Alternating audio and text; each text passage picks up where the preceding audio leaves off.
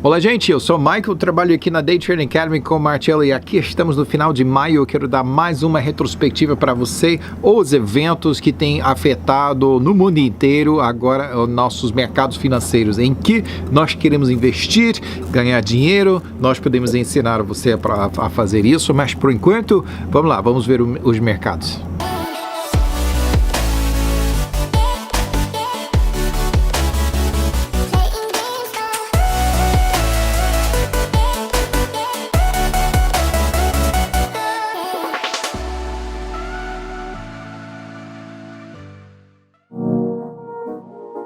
Segunda-feira foi feriado nos Estados Unidos para Memorial Day, dia separado para lembrar os soldados que sacrificaram suas vidas servindo nas Forças Armadas dos Estados Unidos. Ações dos Estados Unidos deram um pulo na terça-feira em otimismo de reabertura depois do coronavírus, né? Uma subida em média de 1,5%. Comparando todos os índices principais, o Dow superou o marco de 25 mil pela primeira vez desde dia 10 de março. Parabéns! Como se terça-feira não bastasse, ações continuaram a apreciar com mais restrições governamentais eliminadas. Finalmente, né? Outro dia, 1,5% positivo em média. Quinta-feira viu um retrocesso depois de 2 dias de corrida para cima, mas o deslizamento não teve tamanho da subida, felizmente, né? Só foi em média 0,4% negativo para o dia. Sexta-feira deu resultados mistos com razões para ambos otimismo e pessimismo também. Então, para a semana, ações dos Estados Unidos encerraram mais altas, o Dow subindo 3,8%, o S&P 500 subiu 3% e o Nasdaq, que ultimamente tem superado todos os outros índices, só retornou 1,8%, mas ainda assim é positivo, né? O Nasdaq está 5,8% positivo para o ano e o S&P 500 está 5,8% negativo para o ano. O Dow tem ainda mais território para recuperar, 11%, mas tem recuperado todos os índices, tem recuperado, todos estão de parabéns, né? Que tem se recuperado bastante, ainda no meio da crise, ainda não está no fim da crise e nem tudo tem reaberto ainda e ainda já está fervendo, dá para ver que os mercados já querem recuperar, já querem pular para cima. Imagine quando realmente tudo se abre mesmo. Segunda-feira no mundo inteiro foi um dia normal, no resto do mundo não foi nada de feriado não. O Japão eliminou o estado de emergência, provavelmente logo terá um pacote enorme de estímulo econômico. Sua bolsa reagiu de maneira positiva, claro, ganhando 2,6% no dia. A Austrália também ganhou na segunda-feira 2,8% em esperança de deixar a crise por trás. Europa ganhou na terça-feira quando a Espanha resolveu permitir a entrada de estrangeiros, tá? Cerrado para estrangeiros. Empresas no setor de viagens e turismo principalmente ganharam nessas notícias que vai se abrir logo. Quarta-feira na Europa foi positiva também nas notícias de um estímulo valendo 823 bilhões de dólares. Né? E dividido por todos aqueles países. Finalmente a Alemanha também incorrendo essa dívida também. Historicamente não tem gostado muito disso, não. Porém, o mundo não reagiu bem à intenção da China de impor mais controle autoritário sobre Hong Kong. Globalmente, ações subiram na quinta-feira em otimismo de reabertura e estímulo econômico. Interessantemente, ouro também subiu, que tipicamente reflete medo nos mercados. Então, quer dizer que o sentimento está para alto em outros lugares e pessimismo em outros. Isso provavelmente se deve a relações piorando, né, entre os Estados Unidos e a China. Mercados globalmente estavam caindo na sexta-feira, enquanto títulos e metais preciosos ganharam. Isso depois da resposta do presidente Trump à China por quebrar o tratado com Hong Kong. Investidores ganharam mais confiança, né, que realmente não vai ser só não vai ser só deixado a China agir como criança petulante assim, vai ter recuperação, vai ter recompensa, vai ter consequências, entendeu? Mercados europeus encerraram a semana mais altos.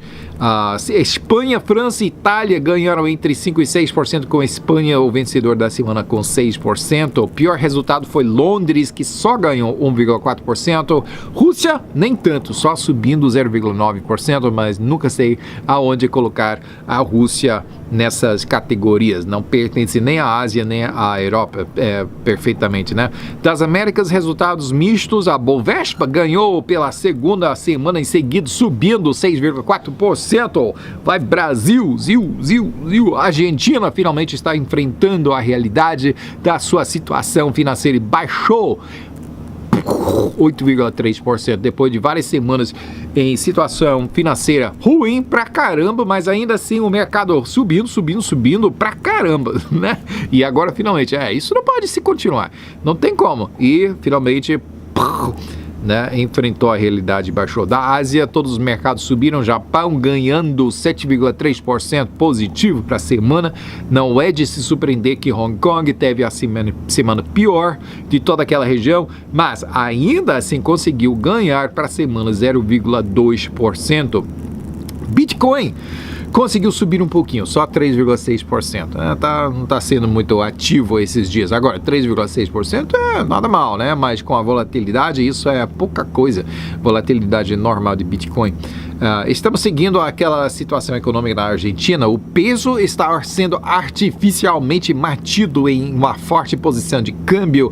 Porém, isso decreto do governo, viu? Mas, porém, debaixo da mesa, né, as trocas de moedas não oficial estão refletindo fraqueza inédita, né? Quem consegue, por exemplo, entrar com dólares americanos possui uma vantagem muito grande para comprar, por exemplo, carros através do câmbio não oficial. A Argentina ainda não tem conseguido reestruturar sua dívida, cujo prazo de pagamento tem vencido agora 2 vezes, e não vejo isso, essa possibilidade logo chegando no horizonte, não. Em retaliação a novas restrições, China está impondo sobre Hong Kong. Os Estados Unidos está considerando congelar ativos de indivíduos e empresas chinesas nos Estados Unidos. Como consequências, você não pode fazer besteira dessa e não incorrer essas consequências. Também sob consideração são restrições sobre vistos para visitantes do Partido Comunista Chinês. Qualquer outro, tudo bem, né? Você é do Partido Comunista Chinês, né? Os oficiais do governo, entendeu? Então, não pode entrar, não, né? Tá sob consideração. Eu acho que tio Xi Jinping não será feliz, não. Em outro sinal de recuperação, analistas indicaram esta semana que compras por cartão de crédito nos Estados Unidos têm voltado a níveis normais para esta temporada do ano. Isso depois de declínios enormes devido ao vírus. Rendimentos de títulos subiram esta semana, normal, quando investidores procuram mais risco no mercado de ações. É sinal de otimismo. Bom, devemos todos ser otimistas, né? Eu acho. Pelo menos eu sou. Depois de alcançar altas de 3 meses, preços de petróleo caíram mais de 4% na quarta-feira. Não foram negativos, gente. Não se preocupa, não. A ideia é que isso se deve ao fato que, embora a Rússia reafirme seu compromisso a manter a redução em produção de petróleo, viu? Todas essas semanas, né? A OPEP está dizendo, Rússia, abaixa a produção. O consenso é que a Rússia gostaria de eliminar alguns limites desses assim que o acordo vence em julho, mas a Rússia ainda assim diz, não, a gente vai manter esses cortes de produção, viu? Mês passado, o mundo teve tanto petróleo sobrando que preços do contrato de abril foram negativos pela primeira vez na história do mundo, viu? Quando é que você tem... Não, você vai ter que me pagar para eu receber, para eu comprar seu petróleo, viu? Agora, no final de maio, né? Isso não é final de abril, é final de maio, Rússia tem cortado tanto a sua produção, que não tem petróleo suficiente para transportar aos compradores. Agora é a situação oposta, pelo menos na Rússia. Porém, o OPEP ainda quer que a Rússia continue a produção bastante reduzida.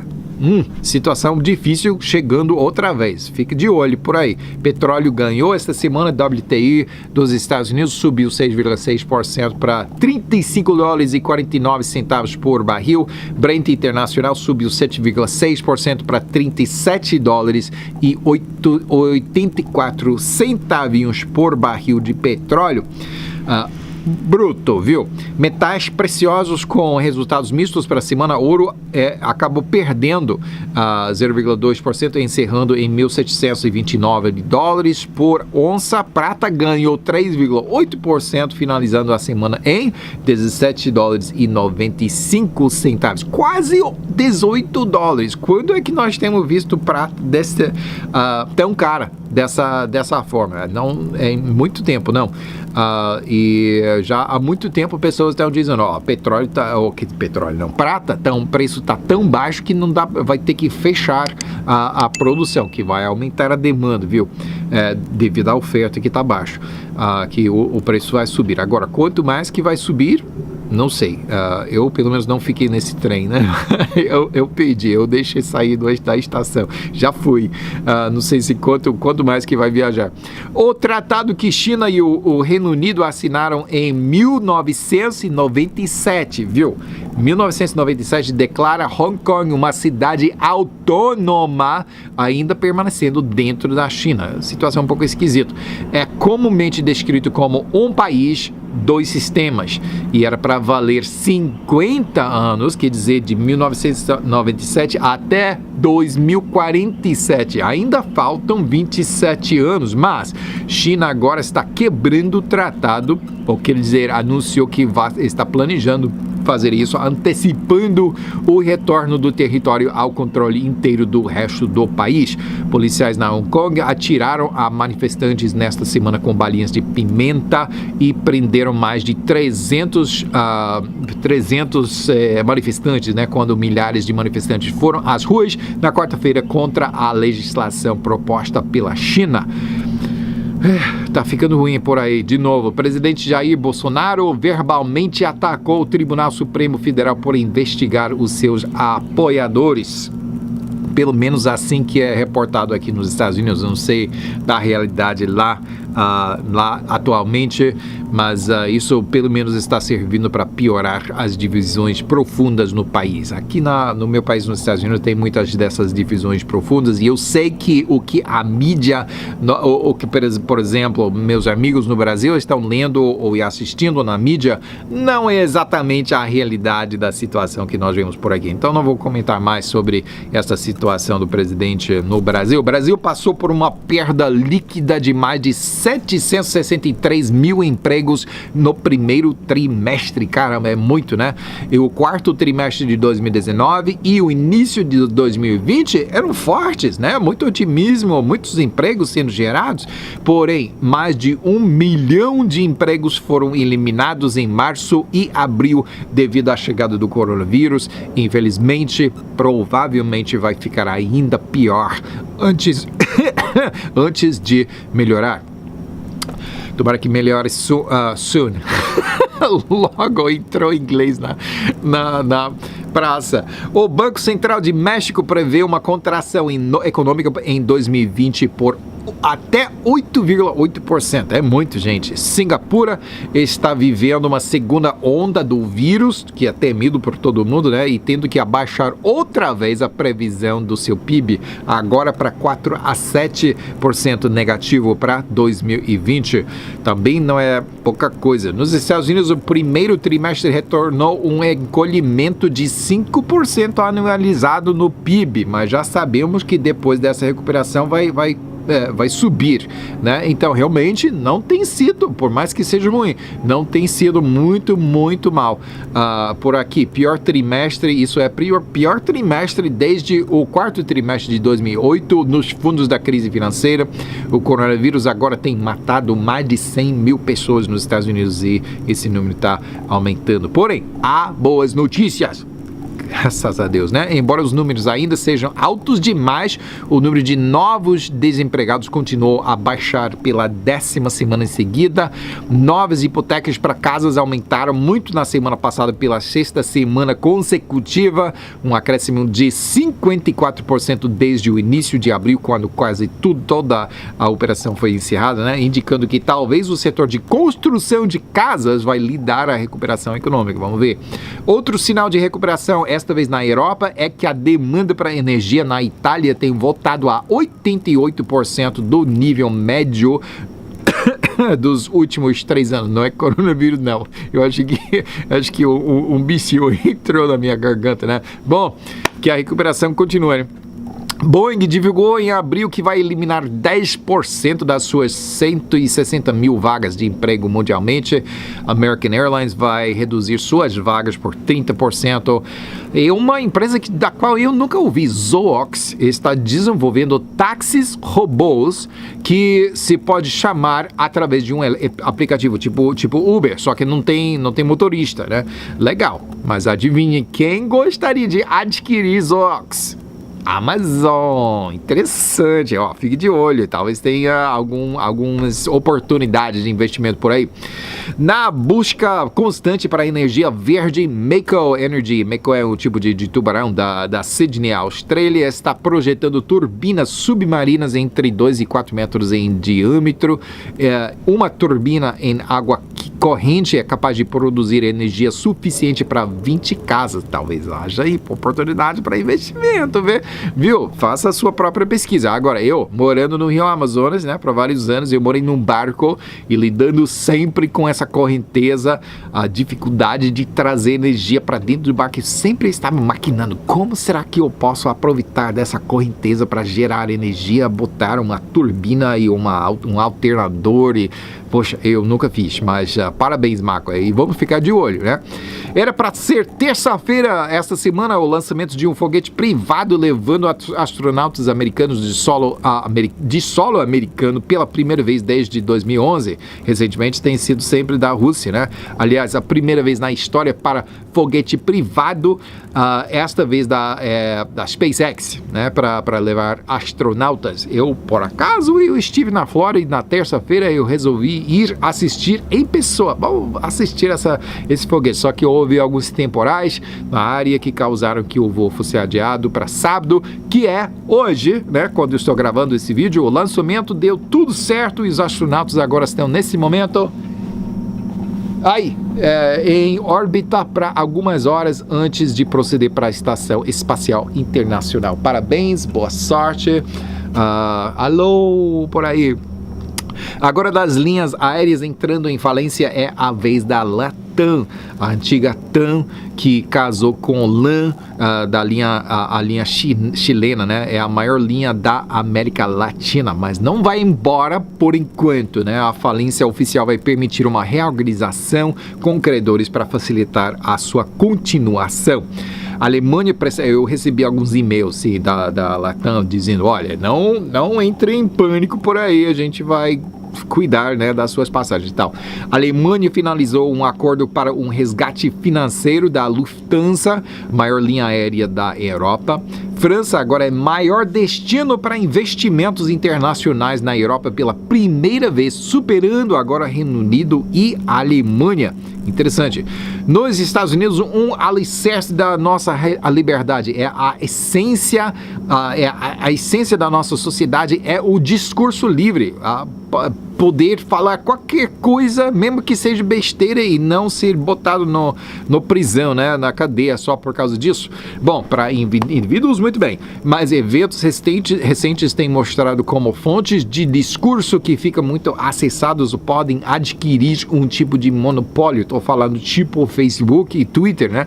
Quando este monopólio resolver apresentar só um lado da história ou até distorcer a verdade, o que sai é aquele muito debatido fake news, né? Contra o qual o presidente Trump e o presidente Bolsonaro têm pregado bastante, né? Que acontece bastante. E a polêmica é, você tem direito a mentir para todo esse povo, ou você precisa ser corrigido pela verdade. Twitter, Facebook e Google têm se mantido isentos de qualquer regulamento de discurso, mas chega um momento de ultrapassar algumas barreiras legais que talvez eles ficarão sujeitos à regulamentação, né? Algum tipo, mas temos que reavaliar essa situação de discurso livre. Devemos manter para a sociedade livre, né? Mas quais são os limites, né? Sempre pessoas dizem, você não pode gritar, ai, fogo, dentro de um cinema, viu? Lotado, não pode, isso pode causar dano. Mesma coisa que eles estão mentindo, permitindo mentiras nas suas plataformas e totalmente impunes, viu? O presidente Trump estava essa semana ameaçando regulamentar. Ele fala muito besteira também, mas a improbabilidade disso ser aprovado pelo Congresso e permitido pelo Judicial tem ajudado essas empresas a evitarem essas perdas, evitarem perdas na valorização das suas ações. Um regimento do Exército dos Estados Unidos vai logo para Colômbia para ajudar as Forças Armadas colombianas a lutarem contra o crescente tráfico de drogas ao longo dos próximos 4 meses que os Estados Unidos vai ajudar com isto, né? A Espanha está implementando um programa de salário básico pago pelo governo e não em retorno para nenhum trabalho, só vão dar esse dinheiro para o povo. Pessoas simplesmente recebem. O mínimo que um adulto receberia seria 50% do salário mínimo que empresas são obrigadas a pagarem. A minha opinião é que isso, eu gosto de dinheiro fácil, eu gosto de dinheiro de graça, pode me dar, né? Mas a minha opinião, para benefício realmente do país, é que isto vai só aumentar a inflação para logo tornar esse valor essencialmente sem valor, né? Mas vamos ver. Tenta aí na Espanha, eu não quero que tente aqui nos Estados Unidos, não. Afinal das contas, quem é o presidente da Venezuela? Viu? É Maduro ou Guaidó? Né? Inglaterra tem se mantido fora dessa discussão, porém vai logo ter que assumir uma posição, pois Maduro está pedindo devolução do ouro venezuelano guardado no Banco da Inglaterra. Como será que ele vai receber se ele não possui a autoridade presidencial? Então, a Inglaterra agora vai ter que decidir a sua posição. Vai ser interessante isso. E é só isso que eu tenho para vocês esta semana. Boa sorte. Até semana que vem.